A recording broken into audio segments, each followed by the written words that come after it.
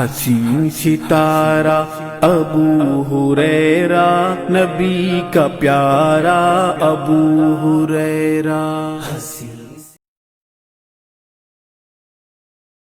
अल्हम्दुलिल्लाहि रब्बिल आलमीन व सल्लल्लाहु अला नबीना मुहम्मद व अला आलिहि व सहबिहि व सल्लम तस्लीमन कसीरा। रब्बि इश्रह ली सदरी व यस्सिर ली अमरी वहलुल उक़दतम मिन लिसानी यफ़क़हू क़ौली। मुल्क हिंदुस्तान, जिस मुल्क में अल्हम्दुलिल्लाह हम रह रहे हैं, हमारे बाप दादा यहाँ रहे और ये मुल्क को आज़ाद होकर अल्हम्दुलिल्लाह तक़रीबन 78-79 ईयर्स तकमील हो चुके हैं। अज़ीज़ दोस्तों, इस मौके पर यहाँ पर आज 16 अगस्त 2025 को प्रोग्राम मुनक़्क़द करने का मकसद क्या है, उसको समझना ज़रूरी है। ये कोई सियासी जलसा नहीं है, क्योंकि आम तौर पे आज़ादी मौजू को लोग सियासी मसला ही समझते हैं या नेशनल मसला समझते हैं।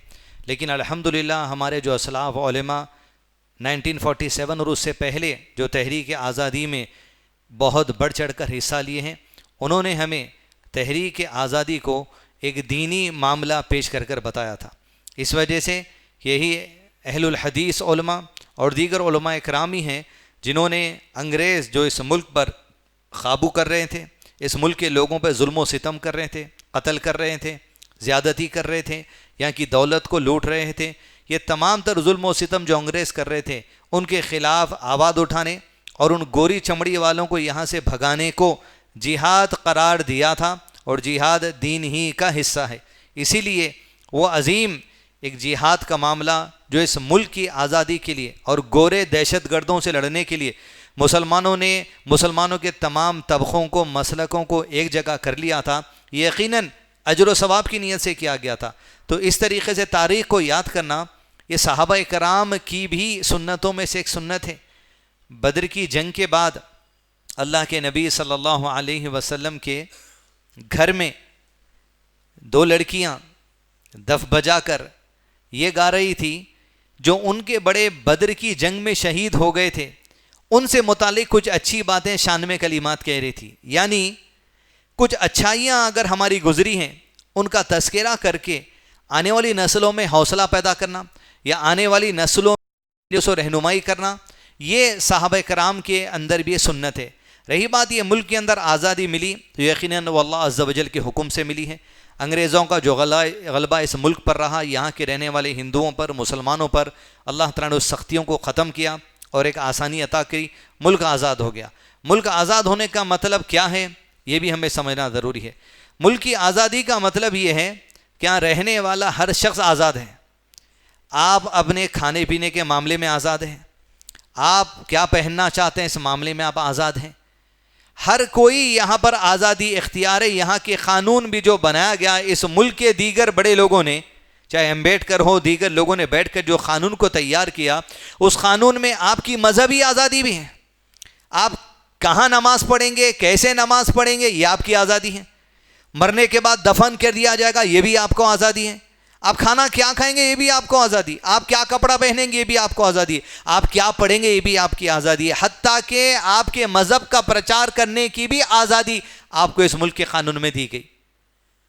लेकिन मुल्क आज़ाद होकर आज 80 के करीब साल हो गए, उसके बावजूद भी मुल्क में आप देखेंगे मसाजिद को तोड़ा जा रहा, मदारिस को तोड़ा जा रहा।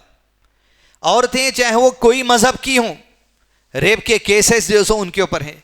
मुल्क आज़ाद होकर 80 के करीब साल हो गए, लेकिन आप तसव्वुर करके देखिए कि मुल्क के हालात आज कैसे हैं। मदारिस को तोड़ा जाना, कब्रों को तोड़ा जाना, मकबरों को तोड़ा जाना। हालांकि इस्लाम इस बात की इजाज़त नहीं देता कि आप जो सो कोई अगर मंदिर भी है, उस मंदिर को भी आप ढा नहीं सकते, तोड़ नहीं सकते। मंदिर में कोई पूजा करते बैठा हुआ, उस पर भी आप हमला नहीं कर सकते। मुल्क आज़ाद होकर 80 के करीब साल हो गए, लेकिन ऐसे मुल्क के हालात आज अहमकाना लोगों की वजह से या नाअहल लोगों की वजह से हो गए कि आप देखते हैं कि मुल्क में कोई किस्म की सिक्योरिटी नज़र नहीं आती। आप देखेंगे आज़ाद होकर मुल्क 80 के करीब साल हो गए, मगर गुज़िश्ता 8 दिन से आप न्यूज़ में देखते हैं कि इलेक्शन कमीशन पर उंगली उठाई जा रही है। वोट चोरी के नाम पर मुल्क में किस तरीके से गद्दी पे बैठा जाएगा, उसके बारे में न्यूज़ों में आ रहा। मैंने बोला भाई, न्यूज़ में आ रहा। मुल्क आज़ाद होकर 80 के करीब साल हो गए, लेकिन आप देखेंगे कि मुल्क की जो सियासत है, ये मुल्क की जो हुकूमतें हैं, कुलाटियाँ मारने वाली हैं। एक जगह की हुकूमत कायम हो जाती तो एमएलए को खरीद लिया जाता, एमपी को खरीद लिया जाता, 4 दिन किसी की हुकूमत रहती, 8 दिन किसी की हुकूमत रहती। इनस्टेबिलिटी हुकूमत में, पॉलिटिकल सिस्टम में इनस्टेबिलिटी। एक मुल्क, एक जगह इलेक्शन चल रहा, फिर दूसरी जगह इलेक्शन चल रहा, फिर वहां कुछ गड़बड़ हो गई, फिर यहाँ कुछ गड़बड़ हो गई, लोग परेशान हैं, लोग मुंतशिर हैं। एक पार्टी को वोट डाल के आप लेके आते, फिर वहां का एमएलए जम मार के किसी दूसरी पार्टी में चले जाता। इनस्टेबिलिटी। फिर मुल्क आजाद हो गया, 80 साल हो गए। स्टेबिलिटी इस मुल्क के अंदर नहीं है। ना सियासी स्टेबिलिटी आपको नजर आती, ना सिक्योरिटी नजर आती, ना तालीम के मामले में जैसे कोई ढंग, कुछ नहीं। अच्छाइयां हैं इस मुल्क के अंदर, लेकिन जो चीज बज़ाहिर नजर आ रही है, क्योंकि बोलने का हक है, बोलने की भी आजादी है। मुल्क आजाद है तो यहां रहने वाले के लिए बोलने की भी आजादी है। लेकिन बोलने का मतलब यह नहीं है कि आप जो चाहे मुंह को बोल दें। बोलने का मतलब ये नहीं कि आप कानून की खिलाफ वर्जी कर दें। बोलने का मतलब ये नहीं है आप किसी के मजहब को बुरा बोल दें। बोलने का मतलब ये नहीं है कि आप किसी शख्सियत को जलील कर दें। बोलने का मतलब ये नहीं है। बताने का मकसद ये है कि मुल्क आज़ाद कराने में जो जद्दोजहद की गई बहुत संजीदा थी, बहुत अच्छे लोग थे, बहुत काबिल लोग थे। एक दूर अंदेशी के साथ एक मुल्क को तरक्की की राह पे ले जाने के लिए, मुल्क के लिए एक बहुत बड़ा विजन रखकर आज़ादी करने की कोशिश की। लेकिन जब आज़ाद हो गया, अब जो कौम है वो विजन भूल गई, वो असलाफ की कुर्बानियां भूल गई। दूसरों का छोड़ दीजिए, क्योंकि मस्जिद के अंदर बात है, अपना जायजा ले लें। मुल्क की आज़ादी में मुसलमान का रोल है, यकीनन बहुत बड़ा रोल है, और होना भी चाहिए कि मुसलमान भी हिंदुस्तानी है, हिंदू भी हिंदुस्तानी है। और इस मुल्क की आज़ादी में मुसलमानों का नहीं, एक बात को आप नोट कर लीजिए, मुल्क की आज़ादी में आम मुसलमान का नहीं, मुसलमानों की जमात में से बड़े लेवल के उलमा का बहुत बड़ा किरदार रहा, बहुत बड़ा किरदार रहा, जिसमें अहलुल हदीस उलमा की फेहरिस्त में मौलाना अबुल कलाम आज़ाद, मुफस्सिर कुरान, कुरान की तफसीर करने वाली शख्सियत, उनका बहुत बड़ा किरदार रहा। फ्रीडम फाइटर रहे, इलेक्शन लड़े, इलेक्शन जीते, मुल्क आज़ाद हुआ। 1947 से लेकर 1957 तक 10 साल का इस आज़ाद मुल्क का कोई एजुकेशन मिनिस्टर रहा तो मौलाना अबुल कलाम आज़ाद एजुकेशन मिनिस्टर रहे। किसके हाथ में अल्लाह ने तालीम की रोज़ दौड़ दी? ऐसी शख्सियत के हाथ में जो कुरान का मुफस्सिर है, तफसीर करने वाला कुरान का, अहलुल हदीस, जिसका अकीदा सही, जिसका मनहज सही, जिसके सुन्नत का इल्म है, ऐसे शख्स को एजुकेशन मिनिस्टर बना गया, कोई दूसरा नहीं मिला था। ये एजाज मुसलमानों को दिया गया कि आज़ाद हिंदुस्तान में सबसे पहले तालीम का बेड़ा जिसके हाथ में दिया गया। 1-2 साल नहीं, आज के दौर में आप देखते हैं 2 साल एक एजुकेशन मिनिस्टर है, दूसरे साल में तीसरे जो सो आ जाते। 10 ईयर्स तक बुनियाद जो इस मुल्क की एजुकेशन की रखी गई मौलाना अबुल कलाम आज़ाद के हाथ में दी गई। ये भी अल्लाह की तरफ से बड़ा इनाम इस मुल्क के लिए रहा। मुल्क आज़ाद हो गया अजीज दोस्तों, 80 के करीब साल हो गए, लेकिन चंद बातें आपके सामने रखना जरूरी है। मुल्क आज़ाद हो गया, 80 के करीब साल हो गए, लेकिन अभी तक यहाँ के जो लोगों की जहनियत है आज भी फिल्मी और इमोशनल जहनियत है। मुल्क आज़ाद हो गया, विजन दिया गया, एक नज़रिया दिया गया, एक तालीम दी गई, एक तरबियत दी गई, बुनियाद डाली गई, लेकिन कौम के नौजवानों का हाल आप देखिए। आज़ाद हो गए, मुल्क 80 साल हो गए, लेकिन नौजवानों के पास विजन नहीं है। और यह हाल में जो सैयारा मूवी निकली उससे अंदाजा हो रहा कि नौजवानों का जहन इतना इमोशनल, इतना फिल्मी आज भी कि मामूली एक झूठी कहानी, कुछ गानों के ऊपर इमोशनल होके लपट के एक दूसरे को थिएटर में रो लेते बैठे हुए। आज़ाद मुल्क वाले ऐसे नहीं रहते। कुछ विजन रहता, कुछ नजरिया रहता, कुछ सोच रहती, बुनियाद रहती, इल्म रहता, काम करने वाले रहते। ये मामूली फिल्मों पे रोने वाले। आज तक भी मुग़ल आज़म लगा दो, पुराने लोग अभी भी रो लेते हैं। आज़ाद हो गया मुल्क, लेकिन जहन देखिए कैसा इमोशनल, फिल्मी।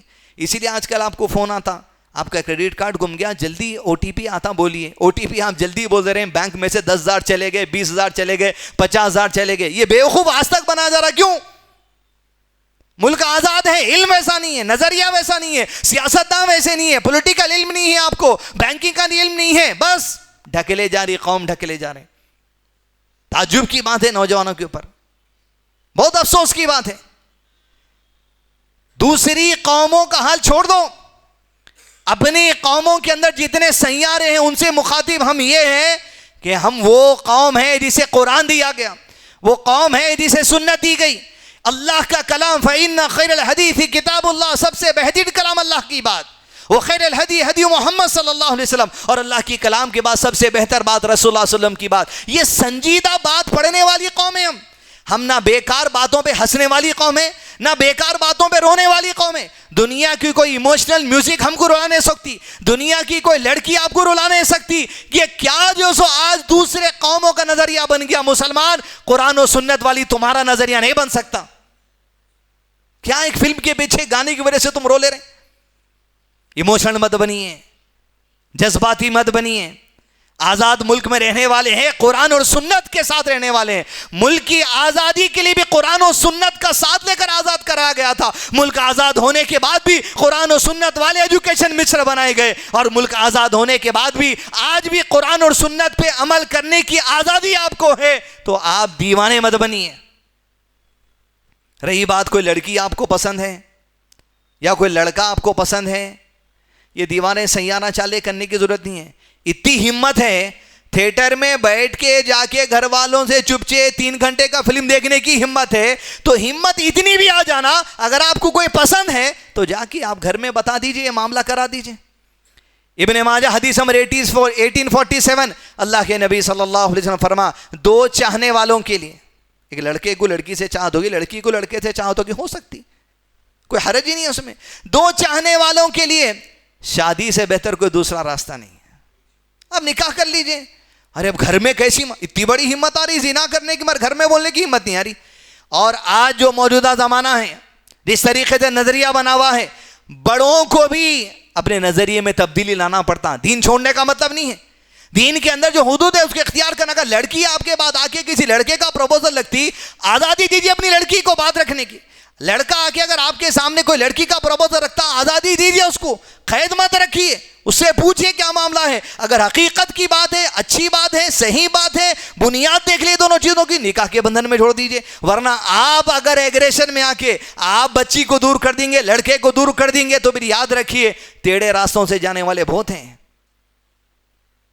मुल्क आजाद हो गया, मगर आज भी नौजवानों का जहन जज्बाती है, इमोशनल है, ऐसे मत बनिए। दूसरी बात, मुल्क आजाद होकर 80 के करीब साल हो गए, लेकिन अजीज दोस्तों, ये मुल्क की आज़ादी में उलमाए कराम का बहुत बड़ा रोल रहा। अल्लाह जज़ाए खैर दे उन तमाम उलमा को। मगर आज ताज्जुब की बात है कि हमारे इल्म, हमारे उलमा सियासत को अछूत समझ रहे हैं, सियासत से इंतहाई दूर। जबकि सियासी मैदान में उतर कर, सियासी मैदान में कूद कर आज़ादी की जंग लड़ी गई। कौन? अहले हदीस सलमा सफ़े अव्वल में। मगर आज सियासत को अछूत समझा जा रहा। जब जिहाद का नारा दिया गया था आजादी के लिए, तो फिर आज क्यों सियासत में दाखिला लेने के लिए हिकमत का नारा क्यों नहीं दिया जा सकता? आपके मसाइल हल करने के लिए, आपकी बात मनवाने के लिए, आपके हक की उसूली के लिए क्यों नहीं आ सकता? बिल्कुल आना चाहिए। मगर अजीज दोस्तों, एक आज़ादी के वक्त में बड़े उलमाए कराम का इतना बड़ा कारनामा रहा, लेकिन आज़ाद मुल्क में आज उलमा के चोले में कुछ ऐसे शैतान भी बैठे हुए हैं जो आपको अल्लाह के दीन से रोकने का काम कर रहे हैं। क्योंकि मुल्क आज़ाद है, बोलने की आज़ादी है, जो चाहते ज़बान से बोलने की कोशिश कर रहे हैं, जिसमें एक शैतान सलमान नदवी है जो अपनी ज़बान से यह कह रहा है, पूरी उम्मत को चैलेंज है, बता दो माविया कातिबी ने वही में से, बताओ। नाउज़ुबिल्लाह, अस्तग़फिरुल्लाह। अमीर माविया साहबी रसूल, जो सूरह तौबा की आयत है जिसको अल्लाह के नबी सल्लल्लाहु अलैहि वसल्लम ने डिक्टेट करके लिखवाई, उसके ईमान पर शक, उसको जहन्नमी कहना, उसे लानतज़दा कहना, उसे बुरा कहना, उसे गालियां देना, इसका ईमान बच गया क्या? फिर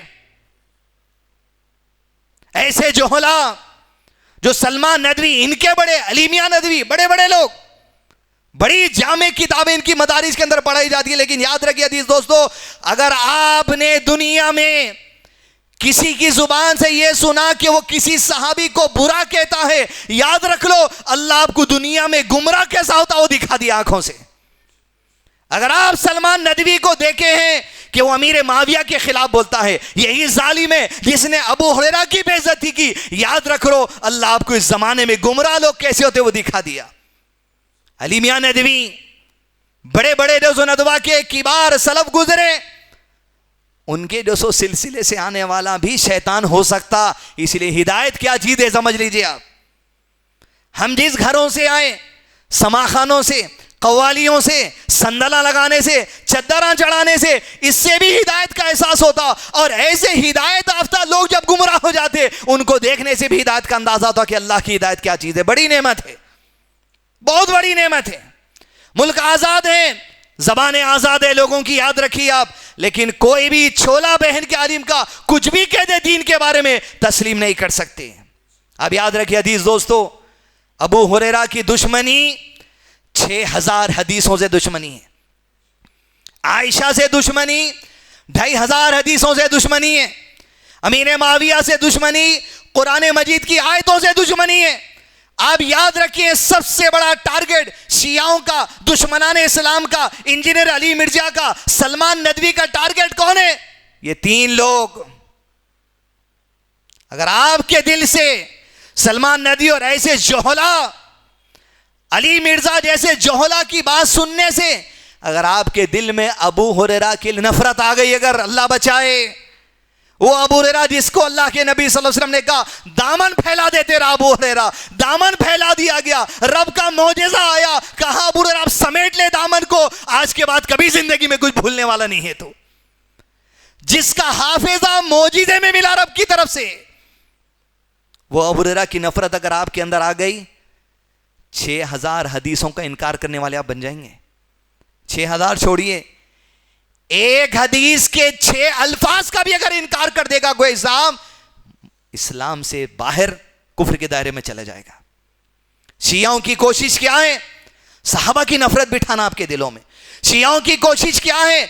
आपके दिल में हदीस की नफरत बिठाना। आज अहले कुरान का मकसद क्या है? सुन्नत से दूर करो। और असल दीन तो यही है जो कुरान समझने के लिए जरूरी है। अगर इस सुन्नत से दूरी हो जाएगी, हदीस से दूरी हो जाएगी, कुरान किससे समझोगे फिर? सलमान नदवी से, अली मिर्जा से, मुनकिर हदीस से, अहले कुरान से? किससे कुरान समझोगे? मुल्क आजाद है, बोलने की आजादी है, तो इसका मतलब ये नहीं कि जो जोहला उठेंगे कुछ भी आपको सुना देंगे, उनकी बातें नहीं सुनी जाएगी। अपने मनहज को दायरे में रखिए, हुदूद में रखिए। रब की जो हुदूद हैं, दीन समझने के जो हुदूद हैं, कुरान समझने के जो हुदूद हैं, उन हुदूद में रहकर कुरान और सुन्नत की तालीम हासिल कीजिए। और यही हुदूद में रहने वाले उलमा को पकड़ कर रही है। मुल्क आजाद हैं, उलमा का किरदार रहा, लेकिन ऐसे जोहला, याद रखिए अजीज दोस्तों, आपको कहीं अल्लाह के दीन से दूर न कर दें। तीसरी अहम बात, मुल्क आज़ाद हो के 80 साल हो गए। मुल्क में रहने वाले एक बहुत बड़े तबके का अलग ही नजरिया है, वो 3 दिन पहले मालूम हुआ। मुल्क आज़ाद हो के 80 साल हो गए। आप सोचिए, किसी मासूम 3 साल, 4 साल, 5 साल के बच्चे को चलती रोड पे फिरने वाले 2 कुत्ते घेर लें तो क्या आपका दिल बोलता? 4, 5, 6 साल के बच्चे को 2 कुत्ते अगर भौंकने लगे, उस बच्चे की कैफियत का अंदाजा लगाइए। सुप्रीम कोर्ट की तरफ से दिल्ली के अंदर ऑर्डर दिया गया आज से 4-5 दिन पहले, जबरदस्त ऑर्डर, कि जितने भी रोडों पे फिरने वाले कुत्ते हैं उन सबको बंद कर जो सो शेल्टर होम में रखा जाए, ताकि आम लोगों को इनसे जो तकलीफ हो रही है, खास तौर पे छोटे बच्चों पे जो हमला हो रहा है, उस हमले को रोकने की कोशिश की जाए। किसी मासूम बच्चे की जान न चले जाए, उसके चेहरे पे हैबत की कैफियत ना आ जाए। जैसे फैसला आया, आप ताज्जुब करेंगे, आजाद मुल्क हिंदुस्तान में एक बड़ा तबका उठ गया, सुप्रीम कोर्ट के इस फैसले के खिलाफ कहा, ये कुत्तों के बारे में जो फैसला है हम खिलाफ है उसके, कुत्तों को रहना चाहिए रोडों पे। ताज्जुब की बात है। कब होश में आएंगी कौम? आप देखिए, जिस मुल्क में हम रह रहे हैं, मुख्तलिफ नजरिए वाले लोग हैं। एक दिल में अगर आपके किसी मासूम बच्चे की मोहब्बत है, आपके नहीं किसी दूसरे हिंदू भाई के भी बच्चे की मोहब्बत है, तो आप नहीं चाहेंगे कि कुत्ते रोडों पर हों। जिस मुल्क में हम रह रहे हैं, बहुत ही प्राइम एग्जाम्पल है समझने के लिए कि मुल्क में कितने अलग अलग नजरिए वाले लोग आप जी ने देखने वाले हैं। ऐसे लोगों में रहते हुए आपको जिंदगी गुजारना है। ऐसे लोगों में रहते हुए आपको आपके दीन पे अमल करना है। ऐसे लोगों पे रहते हुए आपको इनके साथ भी इंसानियत का रवैया करना है। मुल्क आज़ाद है, 80 के करीब साल हो गए थी दोस्तों, लेकिन सोचिए जिस मुल्क में आपके दीन पर अमल करने, इसको प्रमोट करने, इसका जो सो प्रचार करने की आज़ादी है। इस मुल्क में एक हालात ये भी हैं जहाँ एक नए मजहब को रंग दिया जा रहा है, जिस मजहब को इंसानियत कहा जाता है, जिस मजहब को इंसानियत का नाम दिया जा रहा, कि सबके सामने बात रखी जा रही, सबसे बड़ी चीज इंसानियत, हर चीज बाद में। नहीं, हमारे लिए इंसानियत, जिस तरह इस्लाम में नमाज की तरबियत है, जिस तरह इस्लाम में रोज़े की तरबियत है, जिस तरह इस्लाम में ज़कात की तरबियत है, उसी तरह इस्लाम में इंसानियत की भी तरबियत है। कोई अगर हम में से यह समझता है कि याद रखो कि इंसानियत अलग है और इस्लाम अलग है, तो फिर हम इस्लाम समझे ही नहीं। इंसानियत इस्लाम का हिस्सा है। अगर आपके अंदर इंसानियत नहीं तो इस्लाम आप समझे ही नहीं। अगर आप नमाज नहीं समझे तो इस्लाम नहीं समझे, इंसानियत नहीं समझे तो इस्लाम नहीं समझे। इंसानियत तो दूर, एक चूंटी को जलाने से भी इस्लाम ने रोका है। एक बिल्ली को खाना पीना नहीं देकर मारने से भी इस्लाम ने रोका है। एक कुत्ते को पानी पिला देने पर एक जानिया की मगफिरत का फैसला अल्लाह ने कर दिया। जब कुत्ते, बिल्ली, चींटी की अहमियत इस्लाम में है, तो अजीज दोस्तों तसव्वुर करिए कि इंसानियत की अहमियत इस्लाम में क्या नहीं हो सकती। जानवरों की अहमियत है तो इस्लाम की भी अहमियत है। आखिरी बात, मुल्क आज़ाद होके 80 के करीब साल हो गए। नादान नजरिए से और नादान लोगों से बचिए। मुल्क में आपको बता दिया कुत्तों की मिसाल देकर। एक मिसाल जो मुस्लिम माशरा अपनी नादानगी और अपनी कम अकली का जो मुजाहरा और अपने दीन की कमजोरी का जो मुजाहरा कर रहा है गुज़िश्ता 5 दिन से, वो शाहीन इंस्टीट्यूशन से मुतालिक आने वाला मामला है। मेरे को ये समझने नहीं आ रहा ये बिदर का शाहीन इंस्टीट्यूशन शाहीन होटल है या शाहीन एजुकेशन इंस्टीट्यूशन है, कि किसी को वहां का खाना पसंद नहीं आ गया, चिकन का खुरमा पसंद नहीं आ गया, पूरे इंस्टीट्यूशन को आप बदनाम करने के वास्ते सो निकल गए। अरे भाई, तालीम का इंस्टीट्यूशन है, वो होटल नहीं है। नमक कम हो गया, मिर्ची कम हो गया, पानी ज्यादा हो गया, आटा ज्यादा हो गया, आप करने के वास्ते नहीं समझ आ रहा, बच्चों को निकाल लो। लेकिन ये नादानगी, ऐसे 2-4 नादान कौम के अंदर पूरी कौम को डिस्टर्ब करने वाले हैं। और शाहीन इंस्टीट्यूशन के लोगों से भी मैं कहूंगा, ये आपकी क्या नादानगी है? ऐसे नादानों का जवाब देते बैठे हम। हर सवाल का जवाब नहीं दिया जाता। खामोशी इख्तियार करना ही मसले का होता है। आप जवाब दे रहे हैं, आप मीडिया में आके कि मेरे सो हमारा खुरमा ऐसा था, जरूर। अरे आप एजुकेशन वाले हैं, आपका एक मियार है, आप जो प्रोडक्ट का वादा करें वो दीजिए। कौम में नादान लोग बहुत है, जिसको खुरमा पसंद नहीं आ रहा, पतला दिखता, मोटा दिखता, निकालने वाला निकालने दो। इस तरीके के नादानगी के मामलात अपनी जिंदगी में होते, याद रखें, कौम के दुश्मन नहीं बन जाना, कौम के अच्छे लोगों के दुश्मन नहीं बन जाना। कोई भी मजहब कहूंगा, हालांकि तबलीग जमात से वाबस्तगी उनकी, लेकिन आजाद मुल्क में रहने वाले नादानगों की तरह नादान मत बनिए। हमको जब आजादी दी गई, शऊर वाले लोग आजादी दिए, और इस आजाद मुल्क में शऊर वाले बन के जिंदगी गुजारिए, कुरान और सुन्नत का दामन थाम के जिंदगी गुजारिए। मुल्क के हालात मुख्तलिफ आते रहेंगे, जाते रहेंगे, दीन का दामन थाम के रखिए। याद रखिए, जमाना शुरू हो चुका है। फरमाया अल्लाह के नबी सल्लल्लाहु अलैहि वसल्लम ने, ये जब दीन आया था अजनबी बनकर आया था। ताज्जुब की बात थी कि 300 बुतों की पूजा छोड़कर एक अल्लाह की इबादत करना बहुत ताज्जुब की बात लोगों के लिए थी। अनकरीब ये दीन दोबारा अजनबी हो जाएगा। अजनबियों का दौर आ चुका है। मस्जिद रहीम खां में मैं समझता हूं अभी इस वक्त कोई भी मस्जिद ऐसी नहीं है जहां मुसलसिल हफ्तावारी इज्तिमा आपके सामने किया जाता होगा। मकसद क्या है? मुझको और आपको अजनबी बनाने की कोशिश की जा रही है। जमाने में अजनबी बन के जिंदगी गुजारना है, आने वाले जमाने का सामना करना है। दुनिया आपको हकारत की नजर से देखती होगी, लेकिन मुबारक हो अगर आपको दुनिया की नजर से देखती है। मुबारक हो अगर आपको दुनिया अजनबी समझती है, क्योंकि आप अकेले ही दीन पे अमल करने वाले बाकी रह गए। आप अकेले ही आपकी बीवी को पर्दे में रखने वाले खानदान में हो गए। मुबारकबाद ही ऐसी। अजनबियों का दौर है। दुनिया के अंदर नादान और कुफ्फार जो चाहते हैं कि दीन को मिटा दें, एक नए सिस्टम में आ जाए, इंसानियत में आ जाओ, आप भी अच्छे मैं भी अच्छा, अच्छा नहीं, लकुम दीनुकुम वलिय दीन, आपके लिए आप अच्छे, मेरे लिए मेरा दीन अच्छा, आपका दीन आपके लिए यकीनन अच्छा होगा, मैं एतराज नहीं करता, ना मंदिर तोड़ूंगा, ना मंदिर में पूजा करने वाले को मारूंगा, ये मेरा दीन है, लेकिन आपका भी हक है, लकुम दीनुकुम वलिय दीन, मैं जिस दीन पर हूं, मुझे अजनबी समझना है समझ लो, लेकिन अल्लाह के दीन पर उंगली मत उठाओ, रसूलुल्लाह सल्लल्लाहु अलैहि वसल्लम की बात पर उंगली मत उठाओ। नादान लोग आम सोसाइटी में मुसलमानों के चेहरे में भी हैं, नादान लोग उलमा के चेहरे में भी हैं, जैसे सलमान नदवी